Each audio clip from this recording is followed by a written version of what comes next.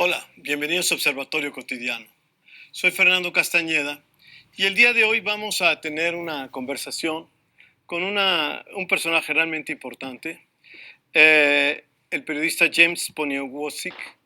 Él es responsable en el New York Times de hacer la crítica de los medios, particularmente de la televisión, y ha escrito un libro que se llama Audience of One, o Una audiencia para uno, que en verdad es una historia muy interesante. Son dos historias que corren paralelas.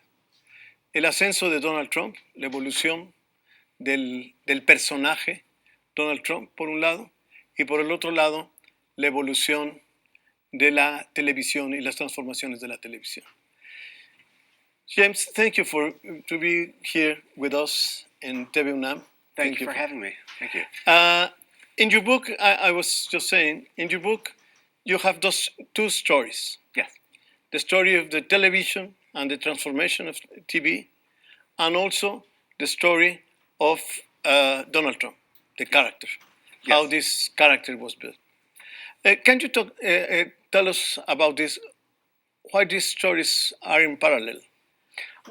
Sure. I mean, first I should say, the reason I wrote the book was, obviously the election of Donald Trump was this shocking political event that a lot of journalists were trying to make sense out of. But after his election, I felt that I wasn't really seeing that much analysis of what, to me, with my particular specialty, was the most striking cultural aspect of this, which is that the United States elected a television game show host the President of the United States. How did that happen? So I felt, as somebody who has studied the relation of TV and society, I was somebody who could try to make sense of that. And the story that I ended up writing to explain sort of how we got here is, I almost think of it as a dual biography in a way. Biography not necessarily of Donald Trump the person, but of Donald Trump the character, the persona that from the very beginning of his career as a businessman, he played in the media, cultivating celebrity, trying to gain the attention of the media, realizing that in our society, image is more important than substance. Often image creates substance. And then number two, it's the story of the medium in which he largely did that, television, and how he adapted himself over the years to create and evolve this character to the changing media times. So the story that my book finds in television, the sort of arc of television from the early 1980s through the present, is the story of television changing from a very mass medium that aggregated large audiences to see the same things at the same time and thus in some way have kind of a common experience, to a very fragmented, atomized constellation of media outlets in which people increasingly were not seeing and hearing the same messages or entertainments or philosophies of life as other people they lived in the same country with. And that, change in the culture that derived from this powerful cultural force really drove a lot of the cultural changes that made it possible for someone like Donald Trump to be elected president. If I understand, what you are saying is, after the cable networks explosion or development, the television became specialized with different audience. Yes. And this produced a sort of split in the audience. Yeah. This is a problem of Fox News versus CNN or something like that? In part, certainly it's reflected in political media and in television news, but it's not, simply that. Culturally and, in all the experiences that, people are entertained by television or get story from television, and make sense of their world through it, different people were having different sorts of experiences. You now have certain television genres or programs or outlets that are very popular in rural America and entirely different ones in urban America. You have outlets for young people and for old people. So certainly, and all of this ties into political polarization and feeds into it in a lot of ways. But it also, goes beyond that to simply the fact that all sorts of audiences are siloed and having different experiences where they once had. It didn't used to be the case that television executives in America programmed one kind of TV for people who lived in the country and another kind for people who lived in the city. Television was television, and it was for everyone. And that was sort of the definition of mid-20th century television, which was a very sort of culturally homogenizing force. But that turned out to be sort of a very temporary state of affairs, like nothing that came before it and nothing like what came after.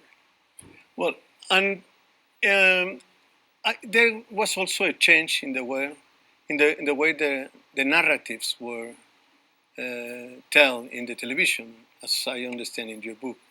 And there was a change in the talk shows, different kind of programs, which became very different of the kind of offers that the television had before these networks, these changes in TV in the last 40 years. Yeah, I mean, obviously, once you have a much greater number of television channels and programming options, it creates a lot of different changes. But one thing it does is that, whereas in the past, you program television in order not to be objectionable to anyone, now you're trying to target specific groups and target things to them that they might be very interested in, and yet nobody else is going to watch. Well, what that means for sort of the culture and the tone and the metabolism of television is that this is a kind of media that,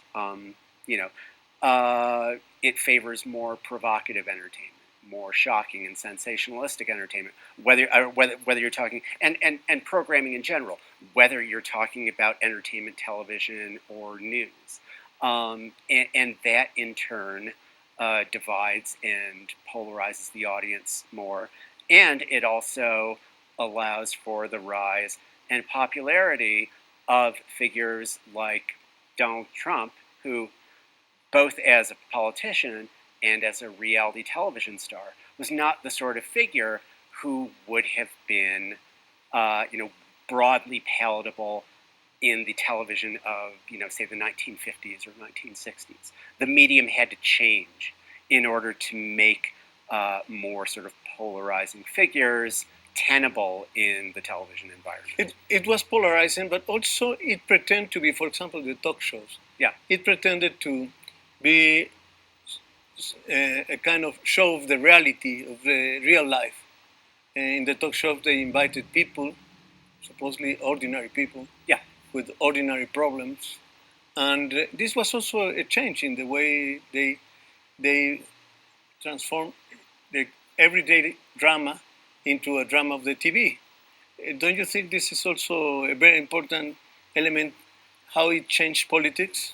Well, it's sort of The personalization of the image of personalized things to reduce to individuals and to persons and this kind of thing. Well, yeah. I mean, I think, the dynamic that you should now expect your specific individual interests to be catered to in the media, is often reflected in a politics where people are driven to more extreme positions or get more frustrated when they are used to having their individual interests catered to in every other aspect of life, and suddenly in politics they're hearing messages that are sort of driven down the middle to appeal to a broad base. So, that's one thing.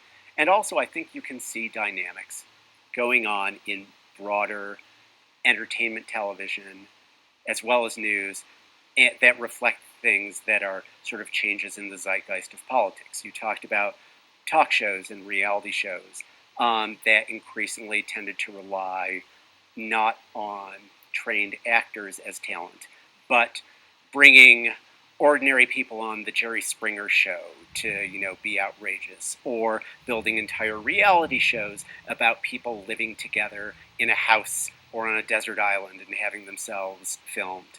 And in a way, but one thing that messages a kind of change in political messaging is that starts to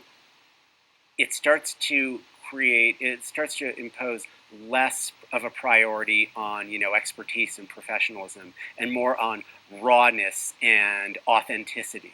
And so a society that sort of that accepts and embraces this kind of populist authenticity in entertainment.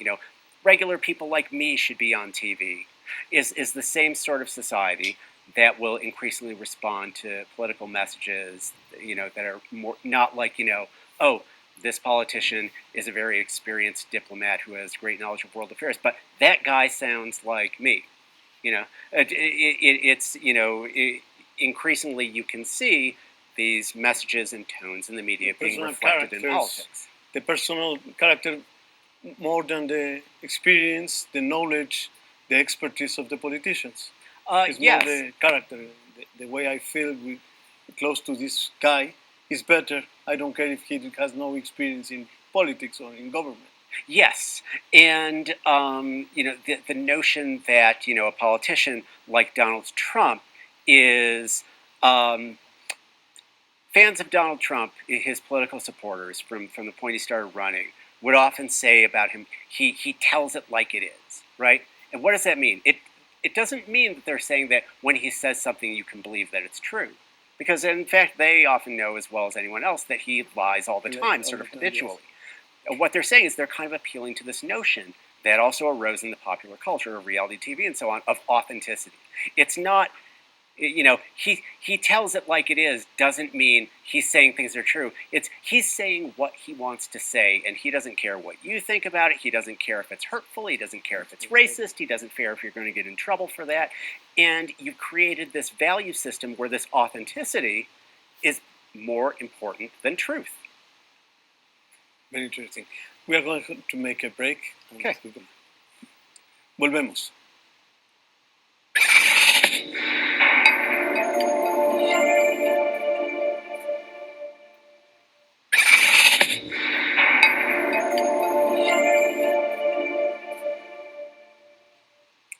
Regresamos. Estamos platicando con James Poniewozik, pardon. I'm sorry. It's fine. It's Polish name and it's not close to my Spanish. Oh yeah, it is very difficult. I'm sorry. We were talking about these changes in the TV, in the way TV has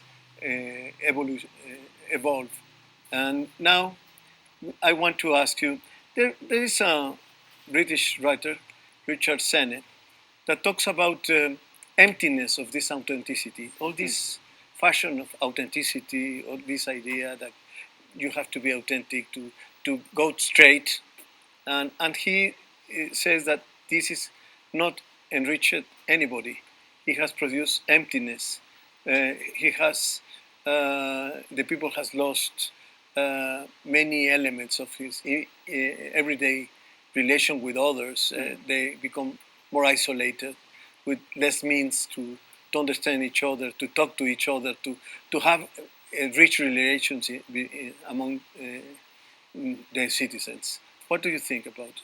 I mean, I think that there is a danger of people sort of losing the talent or the learned ability to cultivate real relationships when more and more of their experience is virtual and through media, when even their experience of, say, real people is, people who they are friends with on Twitter or on social media. And so you're engaging with a person on social media, but you're actually engaging with the performance of that person that is, that they are able to shape through that medium.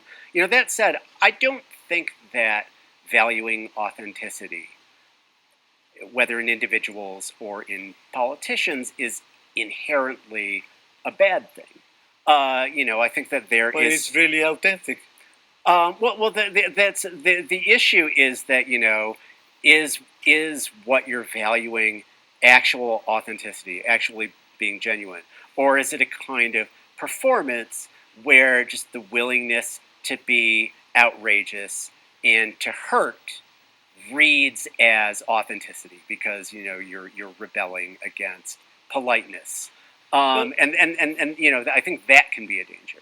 This story that you tell here in the book about the changes in television, don't you think about this kind of narratives that was in the past? There was not is not a change also in the way programs were shown in the television, but there is also a symbolic culture in the. I think the United States, I don't know if in television, but the cinema, American cinema, built a language of sensuality, of um, uh, personal relations. Mm-hmm. There was a lot of movies about this in the 50s, 60s, maybe even 70s. And now this is changing. All the culture is changing. This is what I think it means, this author means when they say it's producing, this idea of authenticity is producing emptiness. The narratives have changed. There is less references, symbols. I don't know. What do you think about? Yeah, well, I mean, that also echoes. I mean, one thing I write about to some extent in my book is this notion of. I jokingly like to say that like Donald Trump is the world's most successful postmodernist, which is to say that so much of his public identity has been about recognizing the power of symbol and the fact that the thing that represents the thing is often more persuasive to people than the thing itself. I guess you could say that like Americans have always been talented. Like one of our great national products is reproductions and facsimiles of things, right? Like we made Disneyland, and pioneered so many genres of television. And in my book, I cite this great essay by Umberto Eco, the Italian theorist, in the 1970s called "Travels in Hyperreality," and he visited a number of reproductions and facsimiles built in America. A carbon copy of President Lyndon Johnson's Oval Office and so forth. And one thing he did was he went to Disneyland, went on the river tour where you're going down the boat and they have these robotic animals that act out for you, right? And he talked about how when you go to Disneyland, you see a crocodile in the water and it does things that you think a crocodile is supposed to do. It rears up out of the water and it opens its jaws. And if you went into the wild and saw a real crocodile, it'd probably be sleeping. It'd probably be mostly under the water. It's much more boring. And the point that he was making with that is that in this culture of reproductions, the artificial thing seems more real to people because it comports with their daydream ideas of what a thing is supposed to be like than it is. Getting back to to the subject of this book, that has been these sort of media environments that are kind of real and kind of fictional. Reality TV, talk shows, professional wrestling in which Donald Trump appeared. These kind of semi-truthful, semi-real environments have been environments in which he's thrived. And I think that is a very powerful, maybe frighteningly so, base for a politician to operate from.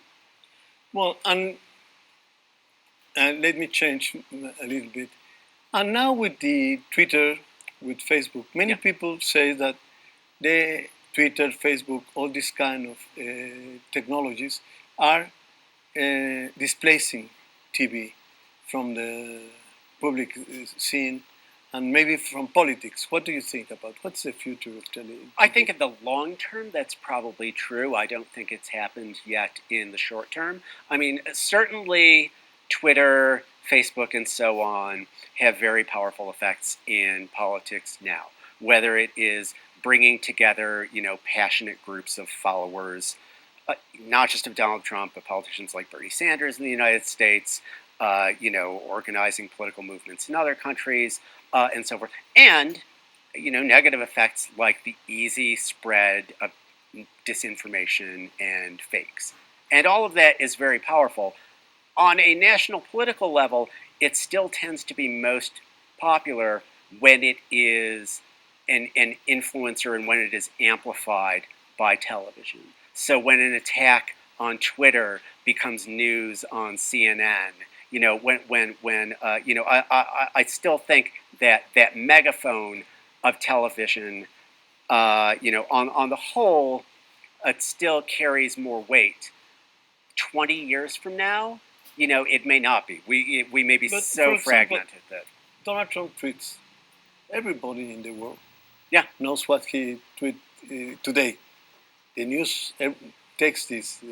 Donald Trump tweeted this kind of thing. He said this about Mexicans. He said it about Middle East. He says this about, and not necessarily the video or the TV programs.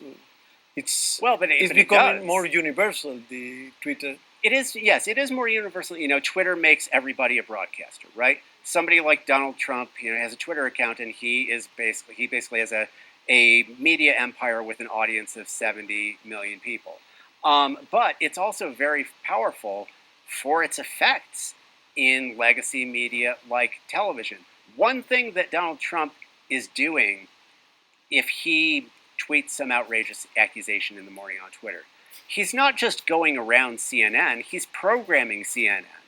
He's given them their assignment to carry out for the day, and if you watch the news with, the unhealthy regularity that I do, it's very effective. Because one of the greatest things you can do for a TV news programmer is kind of do their job for them and provide them a storyline. And if you're holding press conferences the first thing in the morning or ranting on Twitter the first thing in the morning, that's the day's story. That sets the narrative.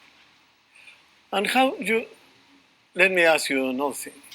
How do you see next elections, this year elections? It's about medias and about how they are going to behave. Can you foresee something? Okay, on Donald Trump's end, I won't go into detail on it, but my book discusses a lot of the ways that Donald Trump took advantages of weaknesses and tendencies in the media that I think the media to some extent has learned about. In other words, when he was running in 2016, he was such a novelty that all the cable channels would run his rallies, over an hour long, beginning to end. Those were just tremendous free advertisements. CNN, only Fox News does that now. Because Fox News is on his side. So, I think networks like CNN have learned from that.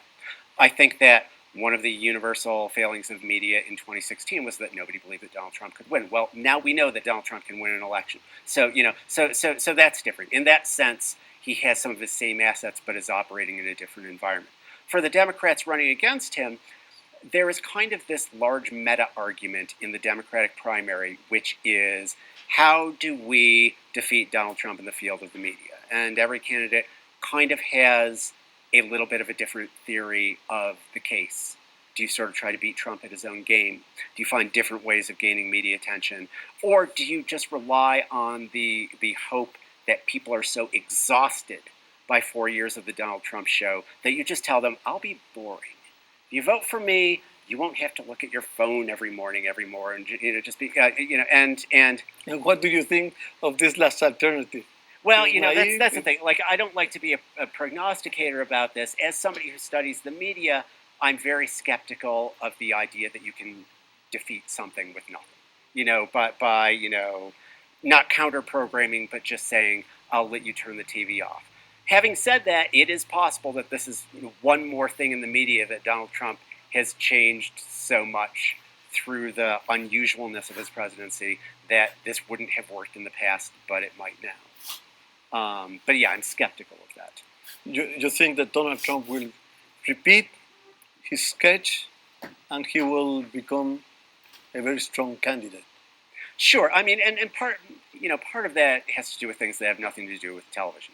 Incumbent presidents tend to win re-election in the United States. But also he won the 2016 election by being the protagonist of the story. by being so controversial and attention-getting and fascinating, horrifying, whatever you want to call it, that people just could not stop paying attention to him, and therefore he was the main character. Well, presidents have all sorts of weapons. Besides Twitter, they can use actual policy to make themselves the center of the story.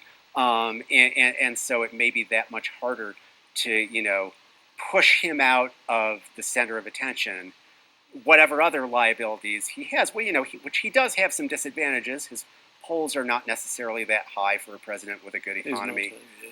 But he has a tremendous talent and a lot of tools for getting attention. Well, unfortunately, our program is finishing.